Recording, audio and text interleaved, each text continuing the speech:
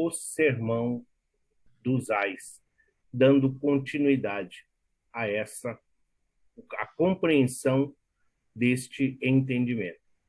Sempre que se fala sermão, sermão hoje dentro do nosso conceito, vamos assim dizer, da sociedade, ele tem muitas vezes um sentido de repreensão, mas em relação ao evangelho é sempre um esclarecimento, é sempre uma oportunidade da qual Jesus fez uso para passar esclarecimento, advertência, para falar também aí da não premonição, mas de um futuro, preparando sempre os nossos corações.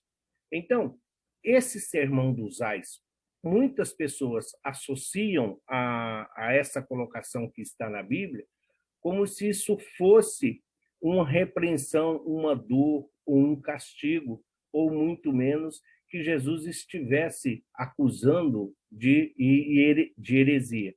Não, nós vamos ver a importância que tem a doutrina espírita para que possamos compreender os ensinamentos de Jesus. Mais uma vez, vamos pegar emprestado com o Herculano Pires a colocação que ele faz. Para se melhor compreender Jesus, necessário se faz que estudemos as obras da codificação. E o Sermão dos Ais foi proferido em um momento em que Jesus, uma vez mais, alertava o povo e seus discípulos sobre a conduta dos escribas e fariseus, que tinham um discurso dirigido ao povo, que exaltava a observância da lei e os profetas, mas que eles mesmos não praticavam.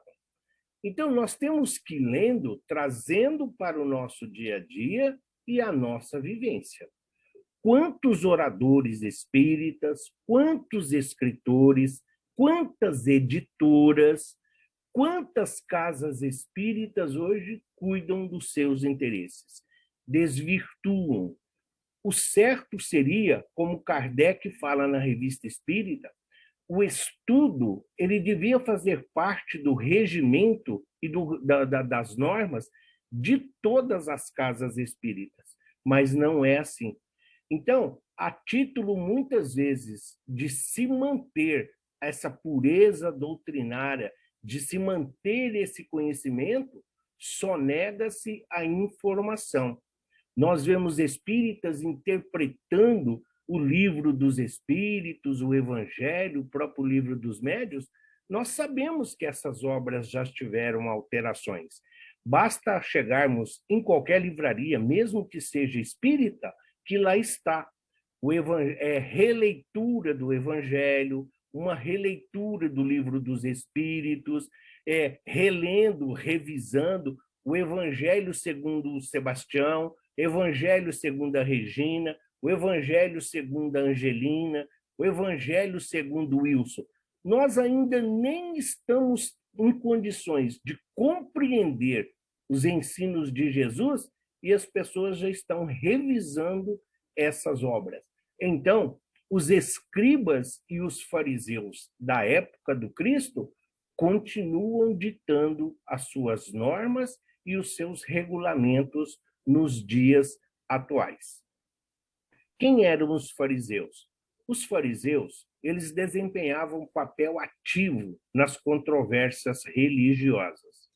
Observadores servis das práticas exteriores do culto e das cerimônias, tomados de ardoroso proselitismo, inimigo das inovações, afetavam grande severidade de princípios. Mas, sob as aparências de uma devoção meticulosa, escondiam costumes dissolutos, muito orgulho e, sobretudo, o excessivo desejo de dominação. A religião, para eles, era mais um meio de subir do que um objeto de fé sincera. Então, se nós começarmos dentro da doutrina, os fariseus, o sinédrio, era como se fosse o nosso Congresso Nacional.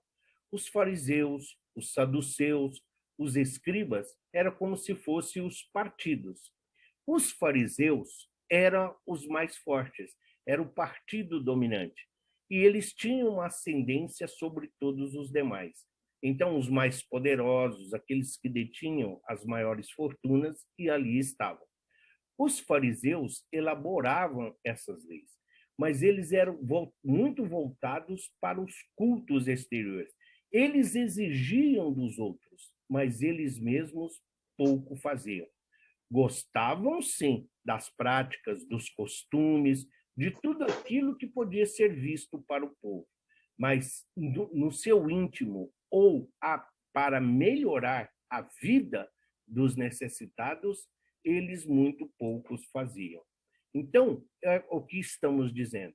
Hoje, uma casa espírita, se nós olharmos dentro do que é vivido hoje o espiritismo, há uma condenação exacerbada das casas espíritas funcionando como assistência social. Tem muita espírita que condena, muitas casas espíritas que se desfizeram da assistência social acabaram fechando as suas portas. Por quê? Como nós vamos falar de Deus, como vamos alimentar com Jesus e os seus ensinamentos para quem está de estômago vazio, para quem não está alimentando o seu físico? Então, essa preocupação que eles tinham, os fariseus, com a lei de Moisés, com os ensinamentos, com o que Moisés ditava, ia no sentido contrário àquilo que se esperava de alguém que tinha a capacidade de inovar. Mas não, eles não mudavam os seus costumes porque eles iriam perder as regalias e as mordomias. Assim como os escritores, oradores, instrutores espíritas, os fariseus tinham o conhecimento. Então, se erravam ou se estavam fazendo algo em relação inversa dos ensinamentos de Jesus e da própria lei divina estabelecida por Moisés, não uma lei temporária, eles faziam isso de caso pensado. O maior exemplo disso é Saulo de Tarso. Saulo era um exímio conhecedor da lei de Moisés. Saulo observava e usava a lei de Moisés para perseguir os cristãos, para nos mostrar o perigo que tem você se ater à letra que mata, esquecendo-se do espírito que vivifica e sobrevive. Então, daí a necessidade de interpretação.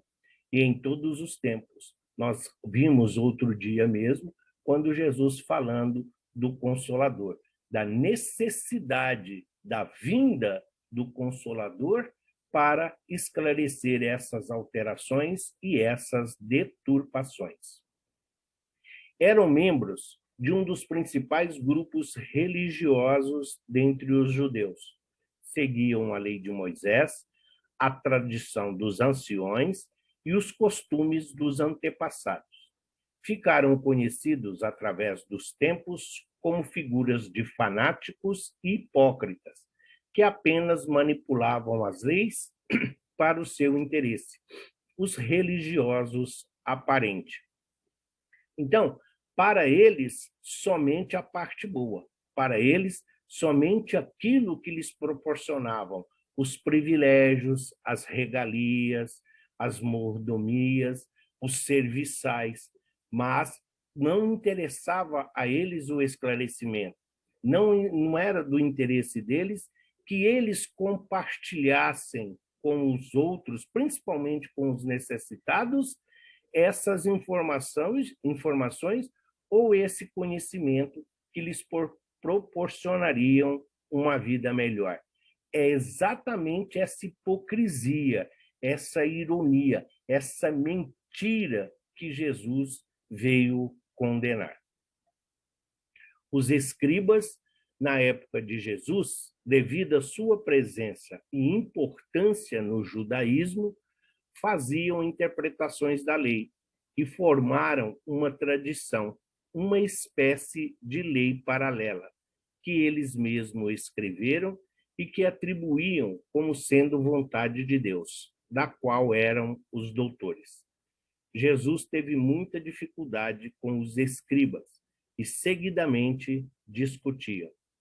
O escriba ou o copista foi o nome dado para todo aquele que era responsável por reproduzir cuidadosamente, palavra por palavra, a lei de Moisés. Nós sabemos que a lei de Moisés ali não tinha escrita, ainda ninguém sabia. Então era da tradição oral. O que tínhamos era símbolos. E esses símbolos, então os fariseus interpretavam a lei olhando os símbolos e passavam essa interpretação para os escribas. E eles redigiam o texto.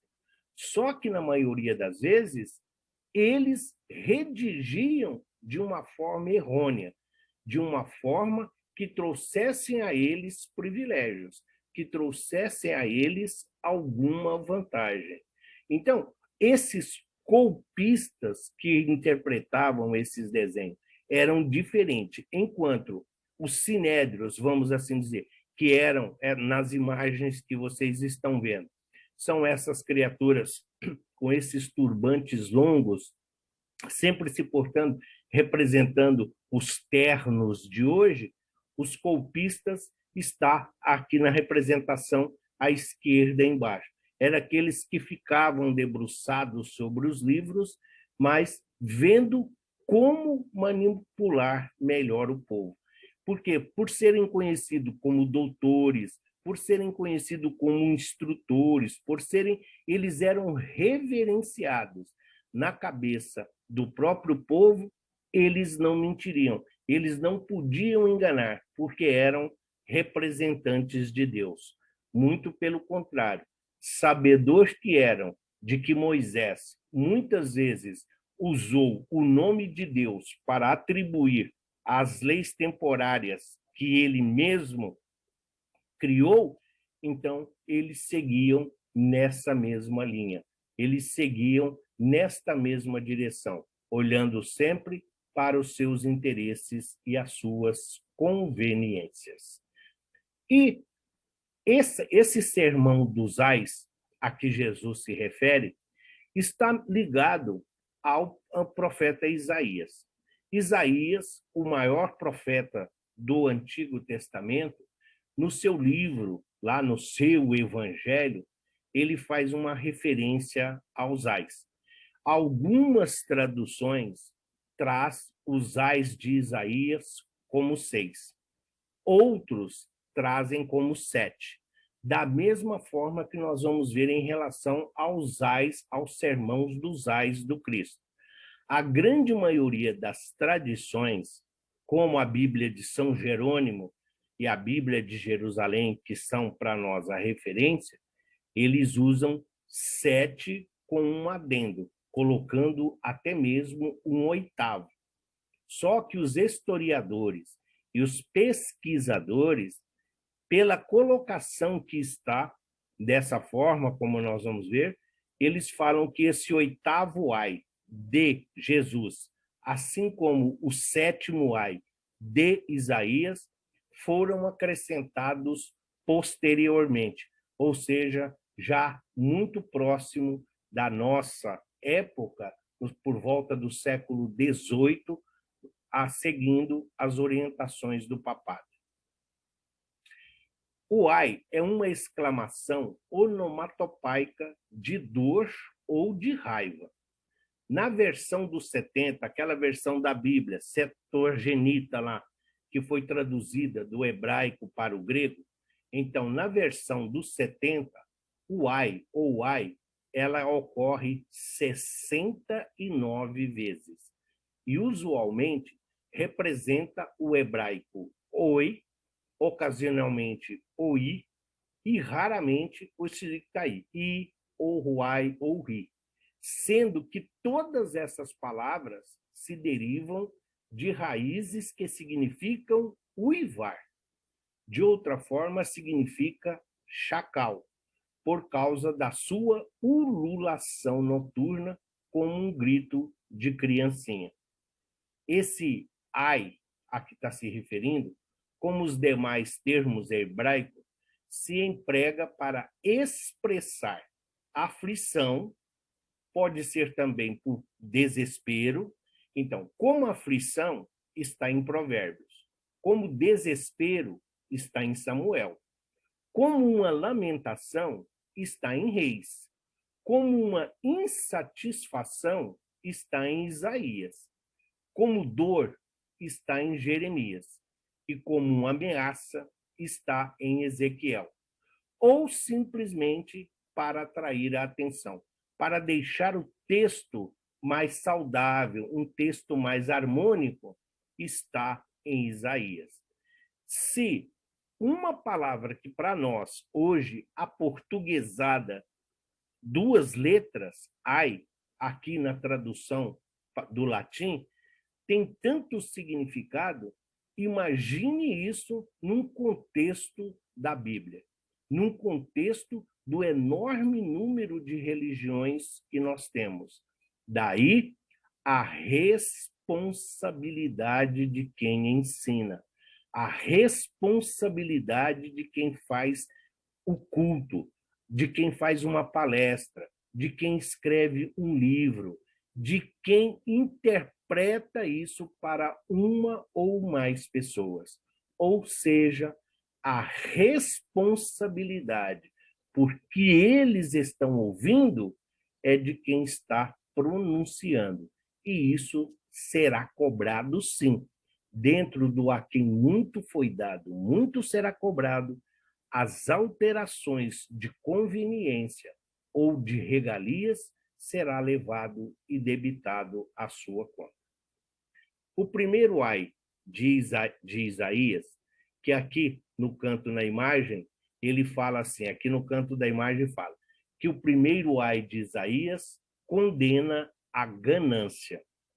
E aí, Isaías diz assim no seu livro, ai dos que se juntam casa a casa, reúnem campo a campo, até que não haja mais lugar, e ficam como os únicos moradores do meio da terra.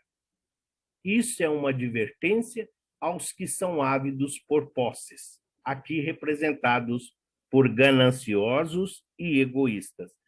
Nada diferente do que o materialismo que o espiritismo tanto pregou. Nada de diferente da vida física e material de que Jesus nos deixou como legado e reverenciou em seu evangelho. Então, Isaías já alertava por essa posse, por essa ganância, por essa competição em ter. Tudo concentrado nas mãos de uma pessoa só, de um ser só ou de uma família. O segundo ai de Isaías condena a corrupção social. Ai dos que puxam para si a iniquidade, com cordas de injustiça e o pecado, como tirantes do carro. Aqui uma advertência aos que pecam constante e deliberadamente. Mais uma vez, pecado, até porque a nossa aula ela é disponibilizada por um canal público, o YouTube. Então, por uma questão de direitos autorais, nós temos que manter o texto original. Por isso, pecam, pecado e algumas outras palavras que nós, dentro da doutrina espírita, mudamos. Mas o que ele está dizendo aqui são aquelas pessoas que hoje erram, que hoje cometem um engano, e aí, quando se arrepende de segunda a sexta, e aí, quando chega no sábado, comete o mesmo erro e o mesmo engano. Então, é o que ele está falando. São aquelas pessoas que erram, mas sabem que estão errando. Então, a primeira vez é erro, a segunda vez já é opção. É isso que ele está dizendo. O terceiro, que condena a corrupção teológica, ele diz assim, ai dos que ao mal chamam bem e ao bem chamam mal. é uma advertência aos que pregam aquilo que é contrário à vontade de Deus. Isaías, no Antigo Testamento, já advertindo aqueles responsáveis pela tradição oral. Falem a verdade, não mutilem, não adulterem, não acrescente por conta própria. Não passe o que é uma opinião pessoal sua. Não passe o que é uma vontade sua como sendo vontade de Deus. Isso ainda é muito usado, infelizmente, em todas as religiões. Sacerdotes, pastores, clero, hierarquia sacerdotal, como dissemos, principalmente hoje editoras. Temos que ter muito cuidado com obras chamadas espíritas. Não são. São obras espiritualistas. Podem até trazer ensinamentos, boas mensagens, mensagens esclarecedoras. Mas se estiver com o ensinamento contrário à vontade e aos ensinamentos de Jesus, nós temos que ter, sim, deferência. Não podemos ler, mas não devemos recomendar. O quarto ai de Isaías condena o orgulho e a corrupção moral. Ai dos que são sábios a seus próprios olhos e prudentes em seu próprio conceito. Isso é uma advertência aos que deixam de lado o verdadeiro sábio e a sua sabedoria. Pessoas que se encantam com o poder, pessoas que se encantam com elogios, pessoas que se deixam levar pela vaidade e pela fascinação. Pessoas que vivem no eu ideal, esquecendo-se de que existe um eu real, e é esse que conta, é esse que vive, é esse que experiencia.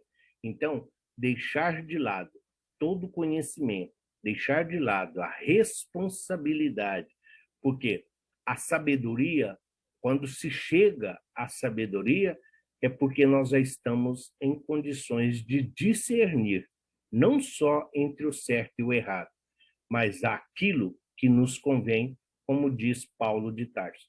Tudo é permitido, mas nem tudo convém. E o quinto, de Isaías, ele condena a corrupção espiritual. Ai dos que são heróis para beber vinho e valentes para misturar bebida forte.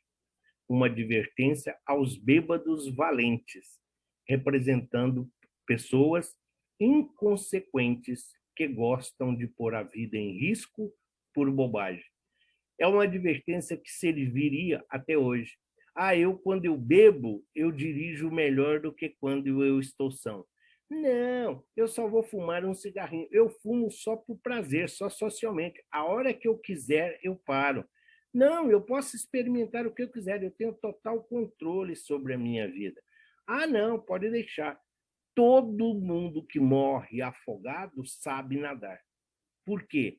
Quem desencarna por afogamento, a não ser em caso de acidentes ou catástrofes, são pessoas que, confiantes ou muito confiantes, entraram e abusaram aí daquilo que era o seu conhecimento. Então, por essas pessoas aqui que ele está dizendo valente, porque a pessoa, seja ela enebriada, não só do vinho, do teor alcoólico, mas por qualquer outra circunstância, muitas vezes incentivado por amigos, querem se mostrar maiores, mais fortes do que verdadeiramente são. Então, essa pseudo vantagem, essa pseudo fortaleza, ela pode ruir. E isso sim será debitado também como consequência, em algumas situações, até mesmo como suicídio. E a última, que condena a corrupção social, ai de mim, estou perdido, porque sou homem de lábios impuros. Habito no meio de um povo de impuros lábios, e os meus olhos viram o Rei, o Senhor dos Exércitos. É uma advertência a si mesmo, depois de uma comparação entre a grandeza e a santidade do Eterno, e a pequenez e pecaminosidade do ser humano.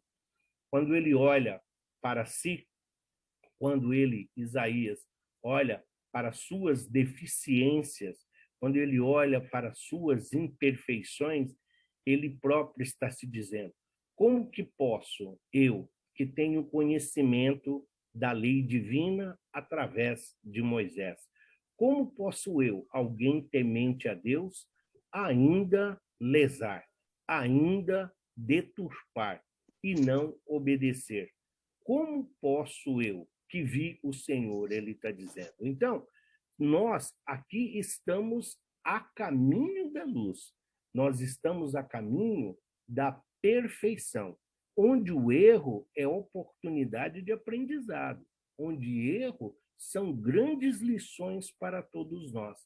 Então, em se tratando de Isaías, esse espírito iluminado, esse espírito tão grandioso que recebeu, tanto que o livro de Isaías é considerado uma Bíblia dentro da Bíblia, quando ele olha para si, ele vê a insignificância do sentido que muitos atribuem simplesmente por conhecer ou por estar a par de conhecimentos temporários e tão transitórios entre a eternidade da nossa destinação.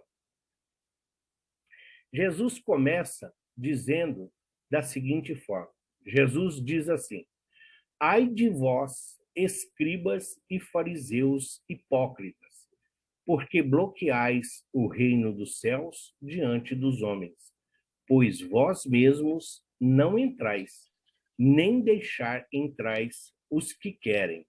O que isso representa para nós? O que Jesus está querendo dizer? Bloqueais o reino do céu diante dos homens, ou seja, estão negando a existência divina, estão contradizendo o mundo espiritual. Eles próprios conhecem, mas não querem ir, porque não querem deixar a vida material e a forma com que vivem. E exatamente para se manter dessa forma, eles não passam esses esclarecimentos ao povo. Preferem manter o povo na ignorância. Porque se eles passam esses regulamentos, se eles passam essas informações de não cultuar imagens, de guardar, respeitar o dia do Senhor, não é respeitar o dia do Senhor para ficar venerando de mãos postas. É o descanso semanal obrigatório, que todos têm o direito. É a observância da lei. Então, os que querem, existem muitas pessoas que querem ser espíritas, existem muitas pessoas que querem ser católicos, que querem ser ubandistas, que querem ser messiânicos, entre outras. Mas muitas vezes as pessoas que dirigem essas denominações religiosas criam tanto regulamento, coloca tanta exigência, tanta disciplina que eles mesmos não seguem e ainda dificultam a oportunidade de quem assim quer ingressar. Nesta primeira exortação, Jesus faz referência ao reino dos céus. Pelo estudo da doutrina espírita, sabemos que esse termo, constantemente empregado por Jesus, não designa um local geográfico, um lugar estático nas alturas, destinado aos eleitos, mas, na verdade, trata-se de um estado de consciência de harmonia e plenitude. Para atingir esse estado, é necessário a prática constante dos preceitos contidos na lei divina. Que adianta nós chegarmos para as pessoas que frequentam ou que estão chegando na casa espírita e dizer: olha, existe sim, a felicidade é deste mundo, mesmo sendo relativa, ela é deste mundo. Olha, sim, existe uma vida depois da vida. E a destinação da vida depois da vida está relacionada diretamente de como nós estamos vivendo hoje. Aquilo que nós fazemos hoje chama-se lei de ação e reação, causa e efeito. Nós também podemos dizer que aquilo que nós estamos fazendo hoje, nós estamos enviando com o nosso nome para o mundo espiritual. Quando lá chegarmos, a nossa destinação vai estar proporcionalmente ligado ao que nós aqui fizemos. Então é isso que Jesus está dizendo. O que Jesus está condenando aqui é exatamente a sonegação da informação ou a informação errônea. Não é porque eu não pratico, não é porque eu não professo que não devemos passar essa informação a quem quer se tornar. Tanto que tem muitos assistidos, tem muitas pessoas que não fazem cursos, não são trabalhadores da casa espírita e que seguem muito mais os preceitos do que espíritas que pensam que já têm bônus horas para poder ir direto para a esfera crística. É isso que Jesus está dizendo. No entanto, os escribas e os fariseus não observavam essa lei. Logo, como eram responsáveis por ministrar o conhecimento da lei ao povo, constituído em sua maioria por pessoas ignorantes, acabavam, pelos maus exemplos, a induzir os homens ao erro. O que adianta você ter o conhecimento? Já leu o livro dos Espíritos, já leu o livro dos Médiuns, já leu o Evangelho segundo o Espiritismo, tem total conhecimento da Gênese, sabe de onde viemos, por que estamos na Terra e qual é a nossa destinação. Já leu o Céu e o Inferno e já sabe o significado de demônios e também de anjos. Então, nós assim sabemos, mas não agimos de acordo com esse conhecimento. Então, continuamos a passar às criaturas a ideia de que o inferno é dominado pelo Satanás, pelo diabo, pelo demônio, de que as pessoas ruins estão destinadas a essas regiões. Da mesma forma que nós, por conhecermos o Evangelho, nós, por darmos esmola, praticar a caridade, fazer o Evangelho no lar, que nós já garantimos o nosso lugar no nosso lar. É isso que Jesus está dizendo. As pessoas aprendem é pelo exemplo, não é pela quantidade de palavras, não é por palavras bonitas. O exemplo que o Cristo espera é que sejam vivenciados. O Evangelho precisa ser praticado todos os dias e em todos os lugares em que nós nos encontramos.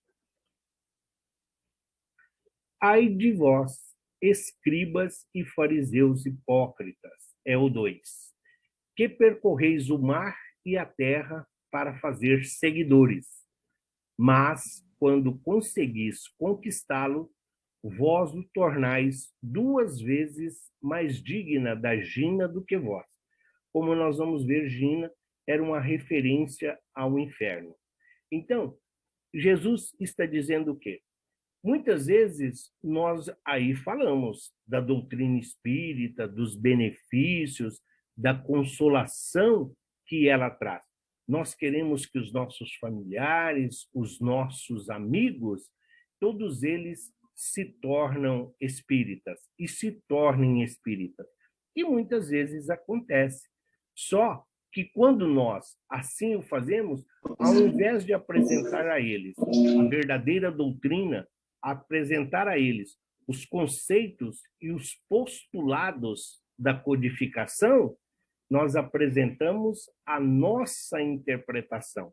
Nós apresentamos como nós vemos o Espiritismo, como nós entendemos o Espiritismo. Não, eu sou médium. Não, a mediunidade é sim uma característica da doutrina espírita. É uma ferramenta, é um instrumento que nós recebemos de Deus para poder auxiliar a todos os necessitados. Ah, mas você faz consultas, você cobra as orientações, os pedidos, parecendo os oráculos de antigamente. Não, mas eu posso usar a mediunidade, eu posso usar, se eu não tenho como prover, se eu não tenho como me sustentar, eu posso fazer uso. Não, não pode. Em situação nenhuma nós podemos fazer, e muito menos passar esse conceito errado. Então, Jesus está dizendo que, assim, quando nós conseguimos, quando nós conduzimos alguém, quando nós acolhemos alguém dentro da doutrina, nós somos responsáveis por passar os ensinamentos ali contidos, por passar, sim, os postulados da fé raciocinada, da lógica e da razão, mas não desvirtuarmos aquilo que ali está contido, para que a pessoa não aprenda errado. Porque um aprendendo errado, todos aqueles que estão à volta dela, errado, continuarão a seguir dentro da orientação primeira. Ressalta-se neste ponto o empenho que os fariseus e os escribas tinham em fazer seguidores, ou seja, fazer novos adeptos de sua religião, quando o certo seriam fazer novos discípulos. Doutrina espírita não é para formar espíritas. Doutrina espírita não é para transformar ninguém em espírita. Doutrina espírita é para tornar as criaturas melhores, que hoje nós sejamos melhores que ontem, mas que sejamos piores do que amanhã. Não é, a criatura precisa estar bem e ser melhor, evoluir, aprender e crescer, para que todos à sua volta vejam o seu crescimento moral e espiritual. Porque a religião, muitas vezes, ela é castradora, ela é dominadora e é usada para escravizar, mantendo as criaturas longe do conhecimento e longe da informação. A doutrina espírita ou espiritismo não pode escravizar, não pode usar o nome de Deus e de Jesus como sinal de dominação ou de ascendência sobre quem quer que seja. Entretanto, quando conseguiam converter alguém, em vez de direcioná-lo à prática da religião em sua essência, incentivavam as práticas exteriores, afastando os homens da sua renovação interior. Tão grave era este desvio que o mestre dizia que o novo convertido acabava por se tornar digno da Gina. Este termo Gina, cabe anotar, tinha o significado de inferno. Esse termo Gina era como se fosse um aterro sanitário, onde todos os depósitos de lixo, cadáveres humanos, de animais, ali eram levados. Por isso era chamado Gina, daí que deriva o inferno, por ser um depósito de lixo, por ser uma região de detritos, por ser uma região ali não inacessível, mas por ser uma região ou um local onde, né, os abutres, e ali estavam todo tipo de perversidade, todo o tipo de sujeira, que vamos assim dizer, que predominava. Assim é para nós. Então, quando Jesus fala dos fariseus e dos escribas, aqui de fazer seguidores, ele está se referindo a isso.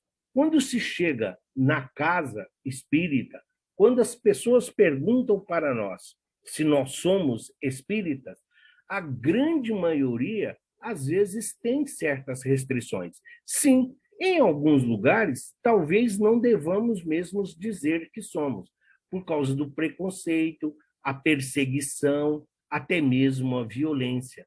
Mas, sempre que possível, nós não devemos e não podemos nos envergonhar. O próprio Cristo assevera isso em seu evangelho. Aquele que se envergonhar de mim perante os homens, eu também me envergonharei dele diante do Pai que estás no céu. Então, passar as obras da codificação com ensinamento, mas de acordo com o entendimento. Cada pessoa está num estágio de entendimento. Querer que todos leiam o livro Evolução em Dois Mundos, querer que todos peguem o livro no livro Mecanismos da Mediunidade e saiam de lá dizendo que entendeu tudo que ali está, seria uma heresia. Aí sim nós estaríamos sendo hipócritas. Não é fácil de entendimento. Somente trabalhando, somente no nosso dia a dia, nós vamos compreendendo, desculpem, toda a gama de ensinamentos ali contidos. Por isso, o alerta de Jesus. Mesmo sabendo que o inferno não é uma região circunscrita ou geográfica, nós sabemos que esse inferno ele começa na própria Terra, ele começa na nossa própria encarnação e os seus desdobramentos são muitas vezes muito, mas muito graves, eclodindo e às vezes necessitando de mais de uma encarnação para que possamos fazer as reparações devidas.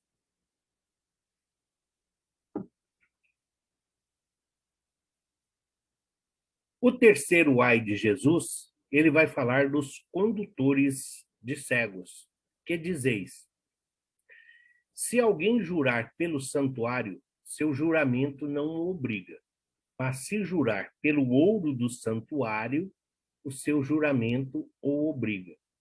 Insensatos e cegos, que o maior ouro ou santuário, que é maior, o ouro ou o santuário que santifica o ouro?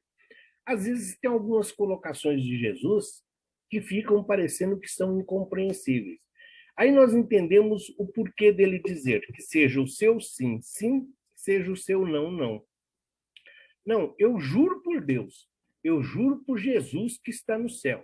Não, eu juro pela minha mãe. Não, nós não temos que jurar. Aliás, Jesus deixa bem claro, ninguém deve jurar por nada, porque nada nos pertence. O que ele está dizendo é, as pessoas, se alguém jurar pelo santuário, nada o obriga. Jurar pela igreja, pelo templo, pela casa espírita, não. Mas se jurar pelo que está lá, aí esse juramento vale. Então, quer dizer, o que eles estão contando? As coisas materiais. Então, a moral, os ensinamentos ali contidos, nada significa. A referência como casa de Deus, como casa de oração, que representa o nosso templo, o templo para nós, a representação é o corpo físico. É esse o santuário que Jesus está dizendo. É esse santuário que tem que contar, e não pelo que está lá dentro. Esse santuário que santifica o ouro, quem é que santifica? Se não diretores, se não trabalhadores, se não servidores.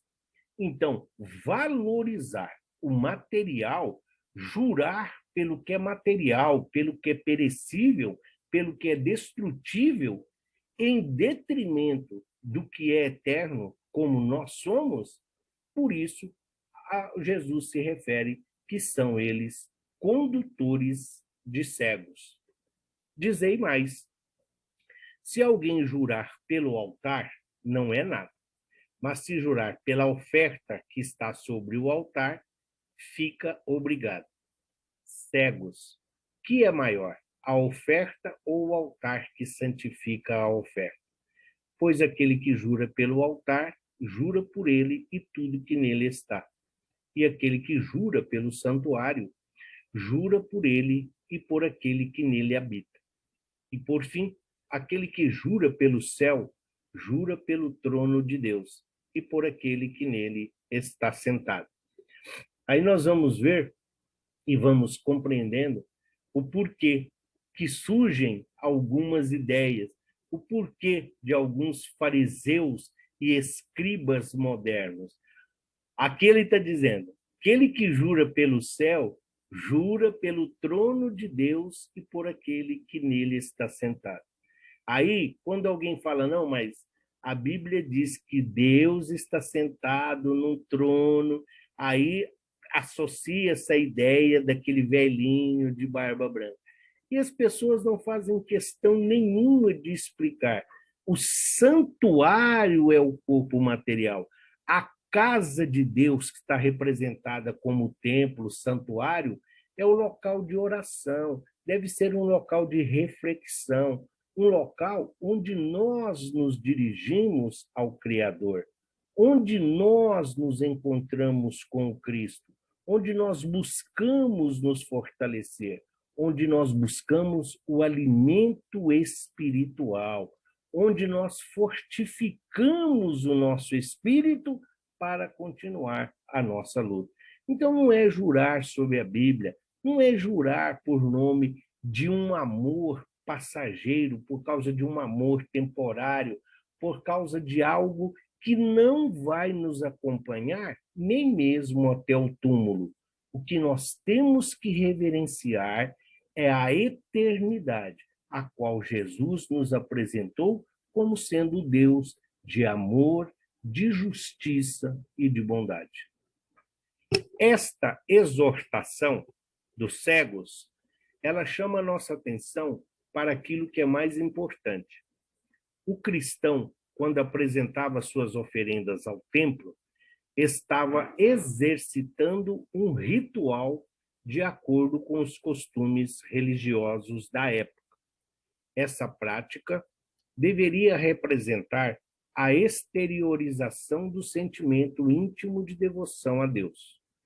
Esse, portanto, era o verdadeiro objetivo da prática devocional externa, mas muitos a faziam de forma maquinal, vazia, sem sentimentos de adoração a Deus.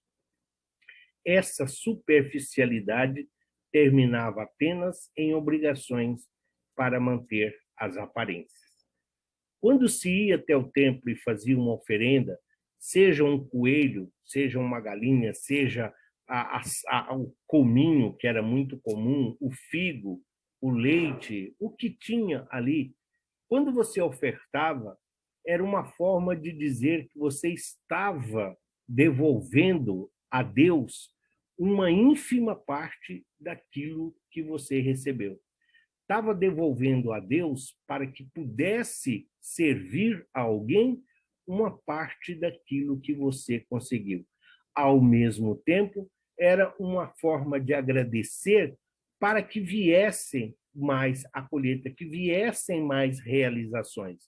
Então, manter esse costume de agradecer era uma forma de louvar, era uma forma de reverenciar. Só que passou a ser comércio. Então, muitas das pessoas, às vezes, não estava lá, não plantava o trigo, mas pegava e ia lá levar. Comprava e ia lá só para cumprir tabela, só para cumprir uma obrigação, só para que a sociedade veja. Ah, não, eu vou na casa espírita. Você vai lá para ser visto. Eu vou à missa. Você vai lá para que todos vejam que você está participando, mas você não está lá presencial, de espírito, de sentimento. Você não está lá imbuído da sua elevação moral. Você não está lá na busca de princípios e de valores necessários para que nos momentos de dificuldades nós possamos compreender e avançar. Se é nas adversidades que nós crescemos, se é nas dificuldades que nós conseguimos enxergar a Deus e a Jesus, então precisamos ficar atentos. A história de Teresa d'Ávila, ela conta que depois que abandonou a casa dos pais, a riqueza, as mordomias, para sair em socorro e em auxílio dos necessitados, então conta-se que ela, em uma determinada noite, então, atravessando um rio chuvoso de enchente, ela acabou sendo arrastada pela correnteza e se perdeu dos amigos. Em um determinado momento do rio, ela se agarrou a uma árvore que ali estava ao lado e esperando, né, se recuperar, o socorro chegar. E aí desconta-se de que Jesus apareceu para ela e falou para ela: olha, Teresa, então, eu sou Jesus. É nessas circunstâncias de dificuldades que eu me apresento aos meus amigos. No que ela responde: por isso você os tem tão poucos, porque nem todos são capazes de reverenciar o Cristo nas dificuldades. É só uma ilustração católica do livro que conta? Sim, mas nós devemos tirar ensinamentos, sejam de que fonte for, aplicar, mas o que nós não podemos é reverenciar e santificar, mas esclarecer sempre. O quarto ai diz o seguinte: ai de vós, escribas e fariseus hipócritas, que pagais o dízimo da hortelã e do cominho, mas omitis as coisas mais importantes da lei: a justiça, a misericórdia e a fidelidade. Importava praticar estas coisas, mas sem omitir aquelas. Condutores de cegos, que coais o mosquito e engolis o camelo. Por isso a ilustração que alguns devem estar achando engraçado. Não. O que Jesus está dizendo? Eles pagavam o dízimo, que não é em moeda, não é em dinheiro, como hoje grande parte vê. Como nós estamos vendo, o dízimo era em espécime para as pessoas que não tinham, que não possuíam, não tinham como se alimentar, não tinham como se sustentar. E aí, eles, sim, eles pagavam o dízimo e apregoavam tudo isso, mas esqueciam da justiça, da misericórdia, da fidelidade, da caridade, da indulgência, esqueciam da tolerância e da paciência. Então, eles invertiam os valores. Por isso, Jesus diz para eles: vocês coam os mosquitos, que são o dízimo, mas engole o camelo, ou seja, falam das coisas materiais temporais e passageiras, das coisas transitórias, mas esquecem de falar das coisas do mundo espiritual, das coisas que são para toda a eternidade, das virtudes a que o espírito precisa para adentrar o mundo espiritual. A busca da espiritualização não deve violar abruptamente os costumes e as tradições religiosas. Deve-se respeitar todos os preceitos referentes à verdadeira adoração. Podemos lembrar que Jesus, a propósito, afirmou que não veio para destruir a lei nem os profetas. Então, você pode fazer oferta? Pode. Você pode fazer uma oferenda? Pode. Mas por que oferecer a Deus algo que é dele? Tudo pertence a Deus, tudo foi criado por ele. Jesus, o idealizador deste planeta, nada fez sem o consentimento do Pai. Então, por que nós vamos oferecer algo que já é dele? E, principalmente, oferecer que ele não vai usar. Deus não precisa de dízimo, Deus não precisa de coisas materiais. A maioria, se não a totalidade das religiões hoje em dia, todas elas sabem falar muito bem o que Deus pode fazer por nós. O que Deus pode e atende a nós. Mas muito poucas, se não quase somente o Espiritismo, é que mostra o que Deus espera de cada um de nós. Saber que Deus é todo-poderoso, que Deus é o Criador de todas as coisas, Jesus nos mostrou isso em todo o seu Evangelho. Agora, o que Jesus espera de cada um de nós? Isso muitas vezes é só negado. Essa informação muitas vezes não é passada. Porque, na maioria das vezes, Deus está ao nosso lado. Jesus está ao nosso lado. Nós devemos ver Deus na flor que desabrocha, no sorriso de uma criança, no pássaro que canta, na chuva que cai, no sol que nos fornece energia e calor, mas nós devemos também ver Deus e Jesus na oportunidade de trabalhar e servir, de colaborar. Sim, as coisas materiais, o Frei Anselmo, o Manuel Bento, o Padre Isabel e várias outras casas, sim, falam de Deus, falam de Jesus, ensina, socorre, acolhe, sabe o que é obsessão, desobsessão, sim, mas nós estamos vivenciando aquilo ali.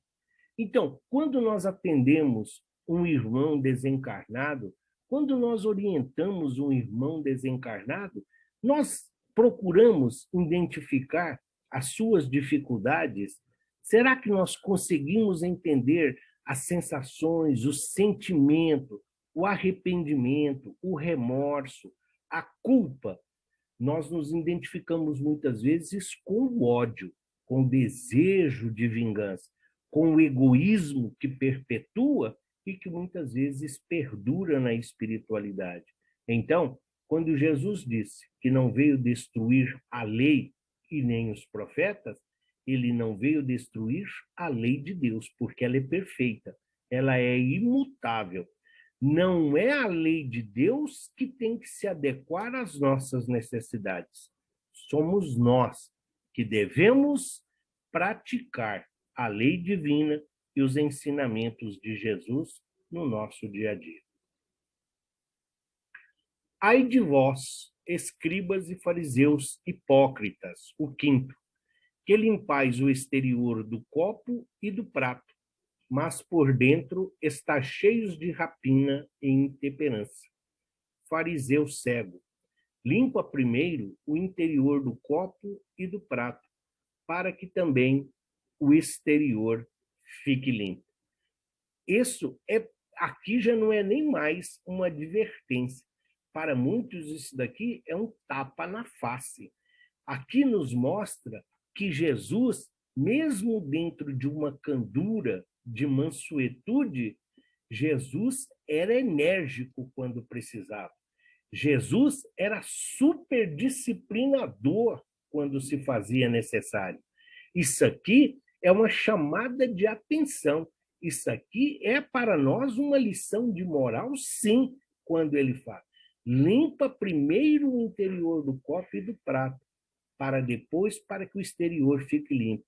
Porque muitos de nós colocamos esse hábito, muitos de nós colocamos uma roupa para esconder as deformidades do nosso corpo.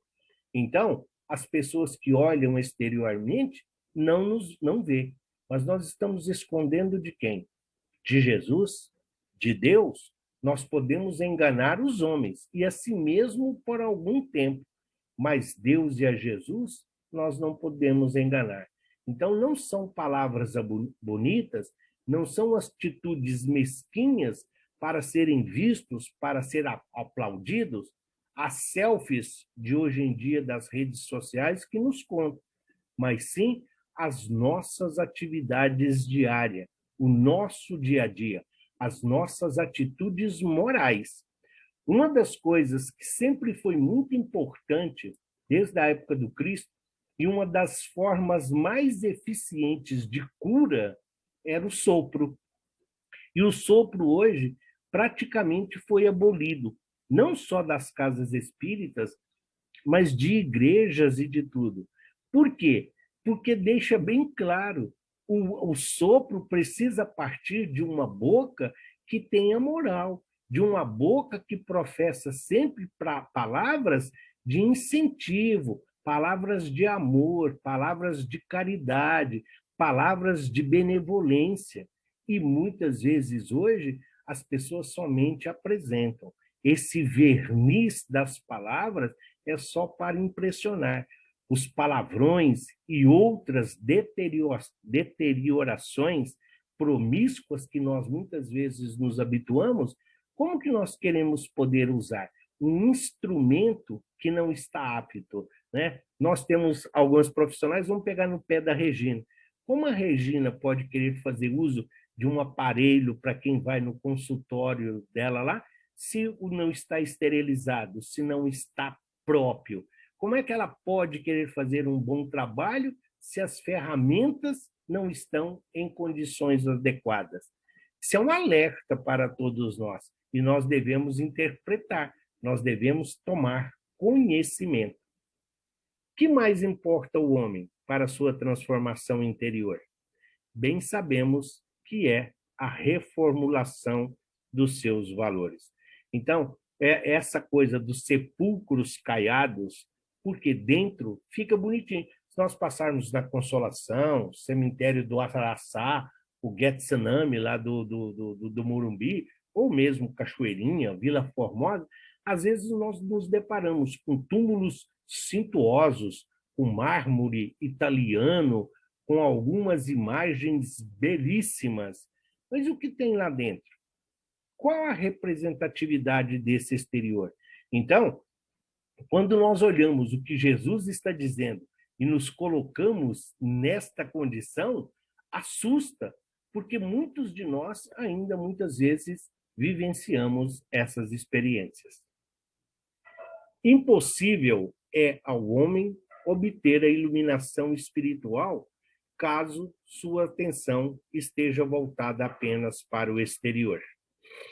Quando procura seguir os mandamentos, que em sua essência demandam o comportamento íntegro e o respeito aos semelhantes, e se empenha em purificar os pensamentos e harmonizar as emoções, é porque realmente compreendeu o significado legítimo da religião. Essa semana, ainda preparando a aula aqui, eu recebi de uma amiga de uma outra casa espírita, de uma outra cidade, e ela falava exatamente isso. Ela falava assim, Sebastião, eu sou espírita há mais tempo que você, eu sou espírita há quase 30 anos, eu nasci em berço espírita. Ela falou, e essa semana eu me peguei condenando não só uma pessoa da casa espírita que eu frequento, mas também uma pessoa do trabalho. Além de não ajudar, eu ainda julguei. Ela falou, e aí, quando eu cheguei em casa, eu parei para pensar, ela falou, eu não aprendi nada com a doutrina. Ela falou, aí eu lembrei das conversas que nós já tivemos e eu procurei. Então, eu vou fazer um curso de básico. Eu vou começar tudo de novo, mas eu vou começar do início. Porque se eu entrei nesse descuido, significa que eu não aprendi nada. Eu ainda tentei contemporizar, eu falei para ela, calma, não precisa ser tão radical. Pode ser uma influência, pode ter sido somente uma sugestão. Ela falou, não, eu já estava mesmo me surpreendendo com algumas atitudes. Foi só a gota d'água que transbordou o copo. Mas olha o significado do que ela está dizendo. É exatamente esse o sentido que nós estamos fazendo do culto. É isso que Jesus está dizendo quando devemos manter. As imagens, para alguns, podem até chocar. Se temos o conto infantil do espelho, da bruxa, temos aqui as máscaras que todos nós colocamos. Nós muitas vezes vivemos no planeta Terra uma representação. Somos atores dignos de ganharmos um Oscar. O problema é quando nós precisamos encontrar conosco mesmo. A representação aqui, sim, nós mostramos conhecimento, informação, dialética, amizade, até mesmo caridade. Mas será que nós estamos dispostos a abrir mão dessa materialidade em torno daquilo que é espiritual? Sim, nós vivemos em um mundo de provas e expiações. Por isso, devamos ficar sempre atentos, porque são esses despertar de realidade, esse despertar espiritual que nos trazem. Então, a ilustração aqui da maçã que eu encontrei e que para mim foi muito interessante, de que adianta todo mundo nos ver assim, se aos olhos de Deus nós somos.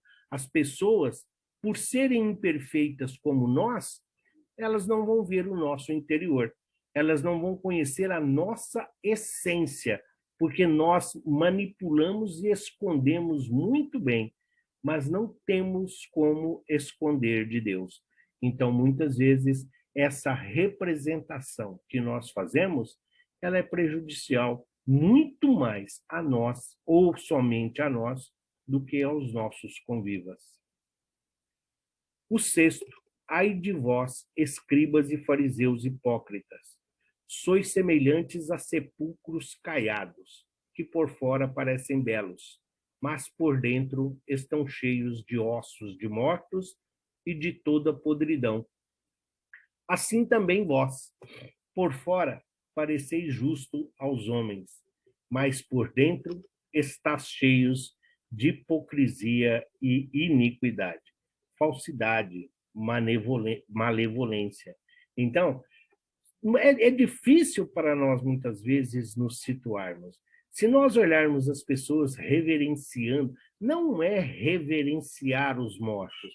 O respeito, sim.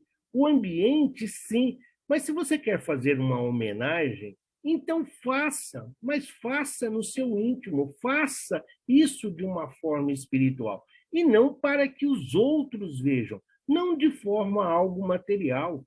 Quem já está no mundo espiritual não precisa de flores, de velas, não precisa. Nós devemos respeitar. Temos familiares, temos amigos, nós não vamos convencer, mas não devemos participar. Porque quando nós estamos participando, nós não estamos sendo neutros, nós estamos sendo omissos. A nossa responsabilidade é com a verdade. Então, que verdade? A verdade que esclarece, a verdade que liberta, aquela da qual nós já temos conhecimento e temos condições de colocar na prática diária da nossa existência.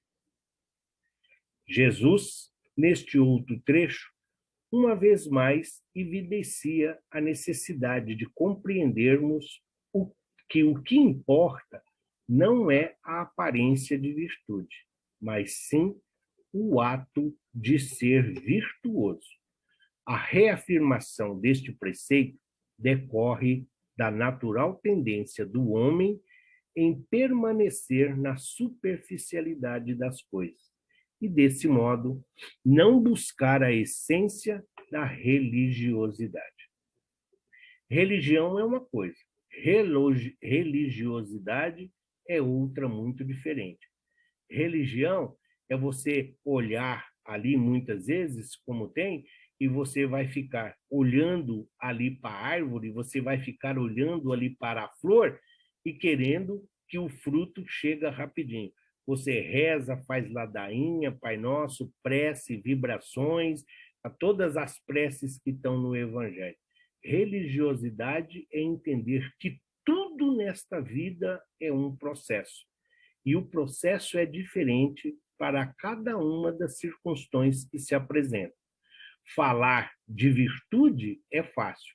Ser virtuoso, não tanto. Como nós já falamos. Aristóteles, um dos grandes filósofos, assim como Sócrates, Sócrates dizia que conheça-te a ti mesmo. Essa é a melhor forma de viver. Aristóteles, ele disse que a virtude ela é fundamental e que para que tenhamos virtude, necessário se faz o conhecimento, mas é fundamental a prática. Se nós não praticarmos, se nós não vivenciarmos esse conhecimento, nada importa, nenhum resultado devamos esperar, diferentemente da grande maioria dos que caminham aqui como autômatos, dos que caminham aqui como se ainda permanecessem errantes, sem ao menos pensar, esperando que os outros definam o que é melhor para si. E o último deles, ai de vós, escribas e fariseus hipócritas, que edificai os túmulos dos profetas e enfeitais os sepulcros dos justos, e dizeis: se estivéssemos vivos no dia de nossos pais, não teríamos sido cúmplice deles no derramar do sangue dos profetas. Com isso, testificais contra vós que sois filhos daqueles que mataram os profetas. Completai, pois, a medida de vossos pais. Jesus não está fazendo aqui uma hereditariedade de culpa. Ele está dizendo que os profetas foram mortos pelos pais dos fariseus, dos hipócritas, dos hebreus, dos poderosos, dos sinédrios. Eles reverenciam, sejam Malaquias, Jeremias, Isaías, com túmulos suntuosos, com imagens, mas esquecem de que foram os pais deles que os assassinaram, que a eles deram fim. Quantos de nós nos encontramos nesta situação? Só que precisávamos esperar a doutrina espírita vir para nos mostrar o sentido da reencarnação, o sentido de que nós estamos aqui hoje num processo diferente do que era quando Cristo caminhou aqui entre nós. Sim, nós temos que reverenciar. Tudo está de acordo e no tempo de Deus. Jesus tem o controle absoluto de tudo. Mas que valores nós estamos dando? As pessoas passam hoje aqui por essa megalópole que nós moramos, São Paulo, passando ali pela Praça Princesa Isabel, se deparam com aquele monumento ao Duque de Caxias e tiram fotos e admiram, mas se esquecem de que é um dos maiores assassinos, um dos maiores homicidas que nós conhecemos. Mas por desconhecer a história, as pessoas continuam reverenciando. O espírito que um dia habitou aquele corpo se envergonha. Ele sabe que essa homenagem não é merecida. Porém, as pessoas aqui continuam a dar essa atenção ainda a essas situações de homenagens. É isso que Jesus está falando. E assim vale para muitos outros. Tem uma reverência que nós sabemos e conhecemos, o dia da chamada Consciência Negra, que oferece aí uma homenagem a um dos ilustres que estão sendo contemporizados. Esquecem que ele era pedófilo, esquecem que ele mandava matar as prostitutas, os homossexuais, e isso entre outras coisas. Mas as pessoas simplesmente estampam, colocam adesivos em carros, uma imagem na camiseta, e isso e aquilo, ou colocam muitas vezes aí nas redes sociais para identificar a pessoa. É preciso que conheçamos a história, é preciso que conheçamos os nossos antecessores, é preciso valorizar a quem veio antes de nós, mas de uma forma coerente e responsável. Deus, por sua misericórdia, sempre enviou a todas as partes. Deus, por sua misericórdia, sempre enviou a todas as partes do mundo missionários encarregados de trazer os preceitos divinos. Os hebreus, desse modo, também tiveram seus profetas. Ocorre, no entanto, que eles nem sempre foram ouvidos e várias vezes foram rejeitados. Os escribas e os fariseus, como seus pais, do mesmo modo, veneravam exteriormente os seus profetas, mas em verdade não os respeitavam. Gostavam de ouvir, até repetiam o que os profetas diziam, mas não os respeitavam, não os valorizavam. É igual muitos espíritas. Tem muito espírita que fala, o Chico não era tudo isso. Veneram muito o Chico. O Chico era isso, o Chico era aquilo. Como falam de outro? Não cabe a nós. A referência que nós temos É o Chico, de humildade, de simplicidade, de alguém que praticou a caridade na sua forma mais sublime, que é o amor, que é a veneração, que é a entrega para nós. Então, dessa forma, aqui, os profetas, os escribas e os fariseus, eles estavam fazendo o quê? Ah, eu conheço o fulano, eu sei o que ele diz. Nossa, eu já li todas as obras do Chico. São fantásticos os ensinamentos que ele fazia. Nossa, eu vi umas entrevistas que ele dava, uma coerência, falava com sabedoria sobre vários assuntos, discorria sobre Deus com uma profundidade muito aquém do seu conhecimento. Olha a forma pejorativa em que se dirigia, mas, porém, não colocam em prática o que está contido na vasta literatura que ele nos deixou. Além dos 7 ais que constam no Evangelho de Mateus, e os quais transcrevemos acima, os 7, temos que registrar que no Evangelho de Marcos e no Evangelho de Lucas há outra exortação de Jesus reprovando a conduta dos escribas, motivo pelo qual muitos autores fazem alusão a 8 ais, que é o que nós dissemos no início. Para a maioria dos pesquisadores e estudiosos da Bíblia, esse é um acréscimo que foi feito a partir do século XVI. Guardai-vos dos escribas, que gostam de circular de toga, de ser saudados nas praças públicas e de ocupar os primeiros lugares nas sinagogas e os lugares de honra nos banquetes, mas devoram as casas das viúvas e simulam fazer longas preces. Esses receberão uma condenação mais severa. Muitos dizem que aqui há uma compilação de algumas parábolas de Jesus. Como nós não somos pesquisadores e não estamos preocupados com o Jesus histórico, mas com o Jesus Filhos de Deus, com o Jesus Espírito, com o Jesus a destinação a que todos nós estamos aí, a nossa destinação a que todos nós estamos sujeitos, então nós vamos nos ater ao ensinamento. E a essência desse 8º ais está relacionado, sim.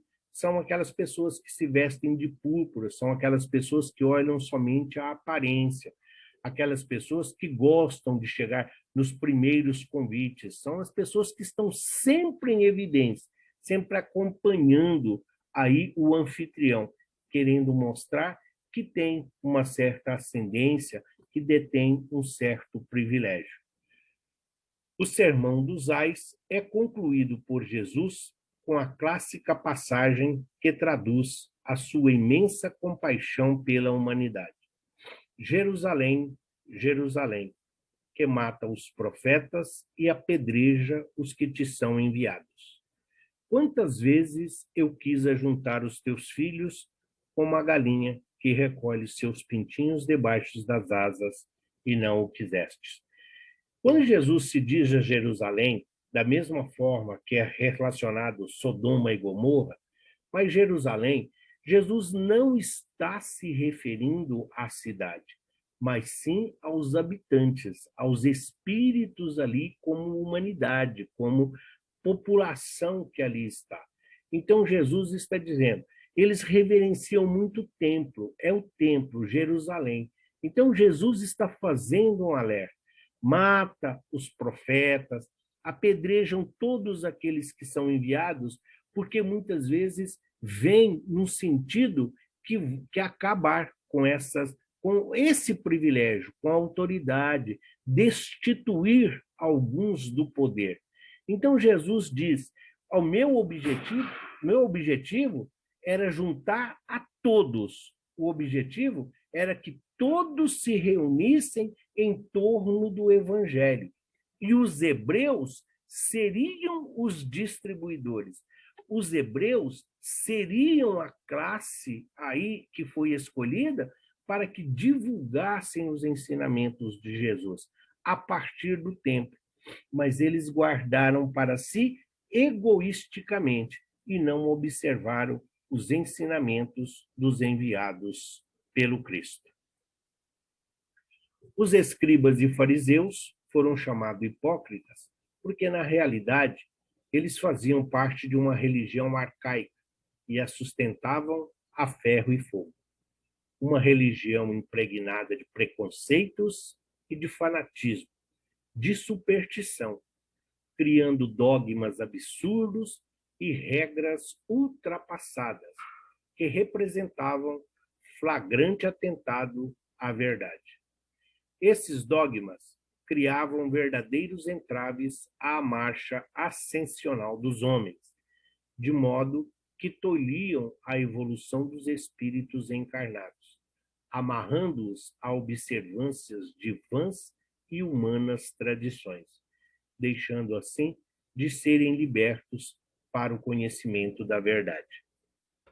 Nessa primeira imagem à direita, há uma representação de Jesus, quando, na celebração da Páscoa, quando Jesus se perde dos pais e quando Maria e José voltam, o encontram no templo discutindo com os doutores. Por que ela foi colocada aqui? Porque o objetivo é mostrar que nós precisamos ter paz e não razão. Que nós devemos nos preocupar com a nossa consciência e não com a nossa reputação. Por que paz? Paz, ela é fundamental. Razão, quando você tem o conhecimento, quando você está seguro da informação que você tem, então, todos, um momento, até uma criança pode ter razão perante um doutor. É isso que ele está dizendo. A paz é conquista. A paz é uma conquista espiritual. Quando nós nos preocupamos com a nossa reputação, nós estamos dando satisfação às pessoas que vivem conosco.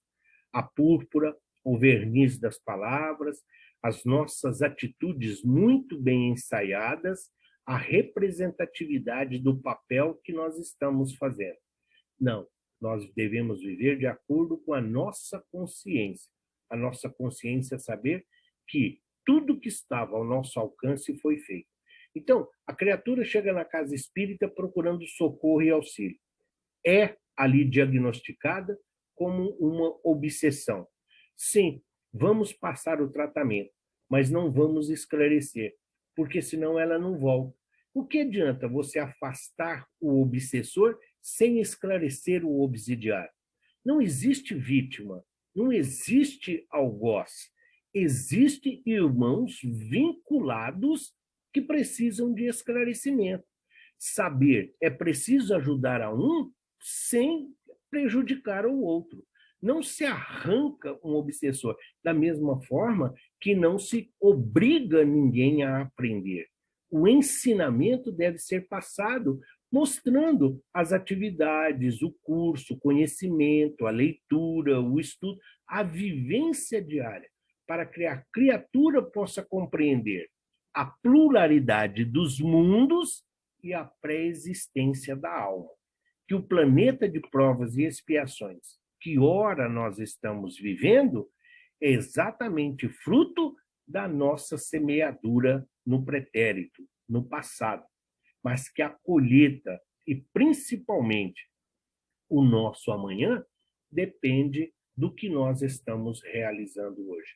Então, o grande debate entre Jesus e os fariseus é por causa dessas normas absurdas, esses regulamentos, essas exigências, essa disciplina muitas vezes absurda. Olha, eu vou te passar um tratamento para desobsessão, mas você tem que vir 32 dias, sim, e não pode faltar. Se você faltar um dia, uma semana, você vai ter que começar todo o tratamento de novo. Olha, você vai fazer o curso do aprendiz, são 36 aulas, mas você não pode faltar nenhum, porque senão o seu crachá, o seu certificado que garante a entrar no nosso lar não vai ser passado. Não é isso que está dizendo. Não podemos viver de regras, nós não podemos viver de regulamentos. Nós temos que viver de amor, de caridade, de consolação, de misericórdia, que é exatamente o que está representando no quadro aqui embaixo, que foge um pouquinho do que todos estão acostumados. A mulher adúltera, aquela cara de sofrida, maltrapilha, o cabelo desgrenhado. Não, mostra exatamente a hipocrisia dos fariseus. São os primeiros a pegarem as pedras, são os primeiros a condenar, são os primeiros a julgar. Só que se esquecem que muitos deles frequentavam a casa dela. Muitos deles a conheciam por os favores que elas lhe prestavam. Mas por serem uma classe dominante, e a mulher não tinha voz ativa, então não chegava. Mesmo que alguns tivessem o conhecimento, não tinha capacidade de divulgar. Mas exatamente a título de esconder essa verdade, eles são os primeiros a usar as pedras para eliminar essa criatura. Por isso que se diz na Bíblia que quando Jesus fala que quem não tiver pecado que atire a primeira pedra, que começaram a sair dos mais velhos para os mais novos. Quanto mais velho, mais erro. Quanto mais velho, mais você tem a reparar aqueles que não aproveitou a oportunidade. Então, eram fariseus e escribas muitos apegados à letra, à lei de Moisés, mas não tinham misericórdia. Nessa atitude, nessa situação da mulher adúltera, Jesus começa a mudar a legislação. Jesus começa a modificar o código legislador, dizendo que, e sim, a justiça precisa ser feita, mas que a justiça precisa vir acompanhado de misericórdia. A ideia equivocada de que matando o homem, matar-se-ia a mensagem, não aconteceu. E a doutrina de amor que ele veio trazer, aí está como árvore frondosa a cobrir os sedentos de justiça, os aflitos, os mansos, os pacificadores, e todos os que buscam o consolo, esperança e refazimento dos seus corpos e espíritos, para que, fortalecidos nas palavras de vida eterna, prossigam destemidos em direção ao Pai. Não nos comparemos ao Cristo, senão nós vamos nos sentir muito inferiores.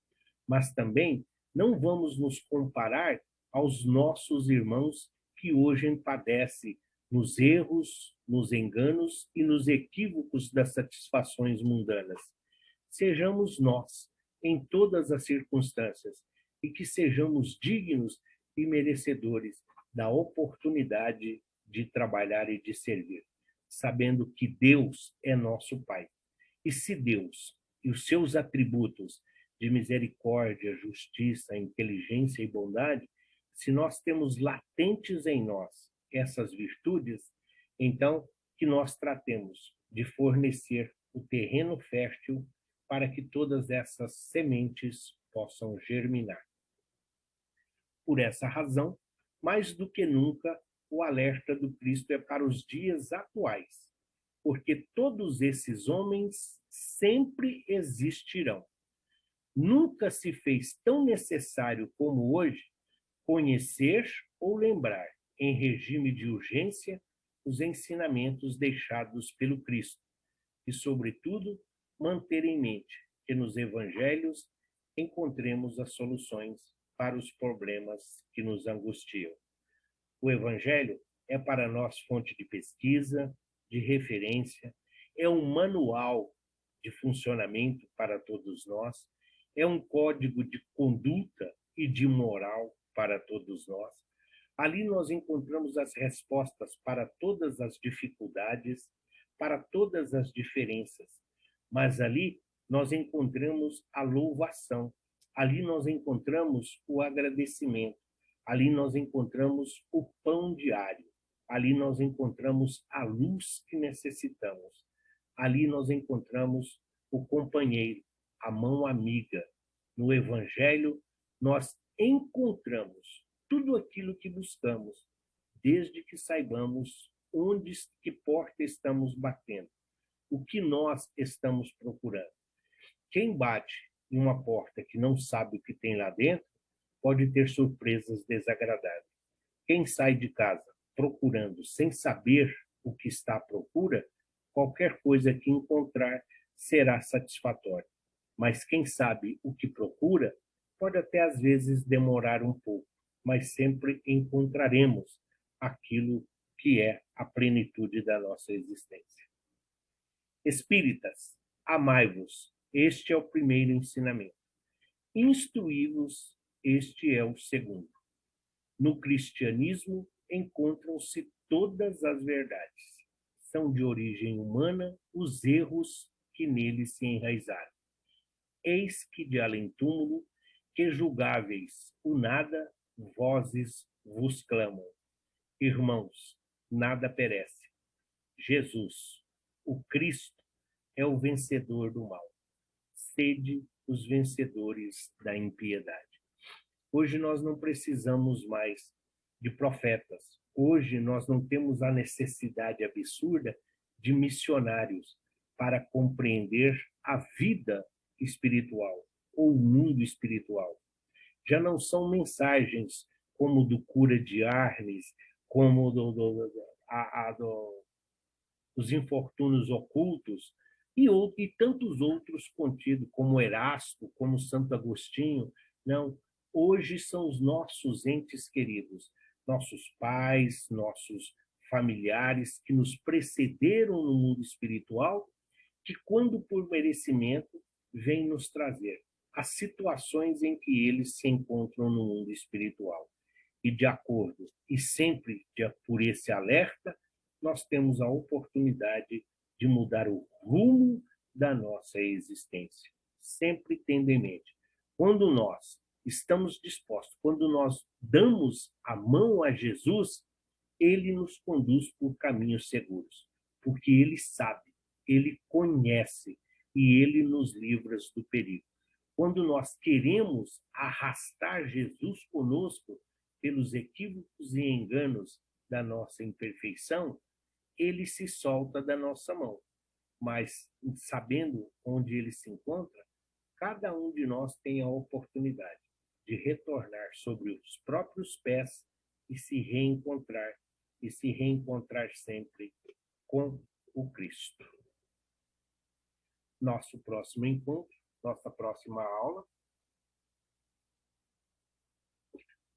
aquela que seria no nosso cronograma a última do primeiro turno, a última da primeira fase, a última do primeiro módulo do nosso cronograma, a missão cristã no mundo e a perfeição da lei.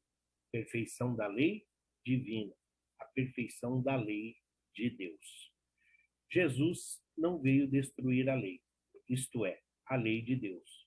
Veio cumpri-la, isto é, desenvolvê-la, dar-lhe o verdadeiro sentido e adaptá-la ao grau de adiantamento dos homens. Por isso é que se nos depara nessa lei os princípios dos deveres para com Deus e para com o próximo, base da sua doutrina.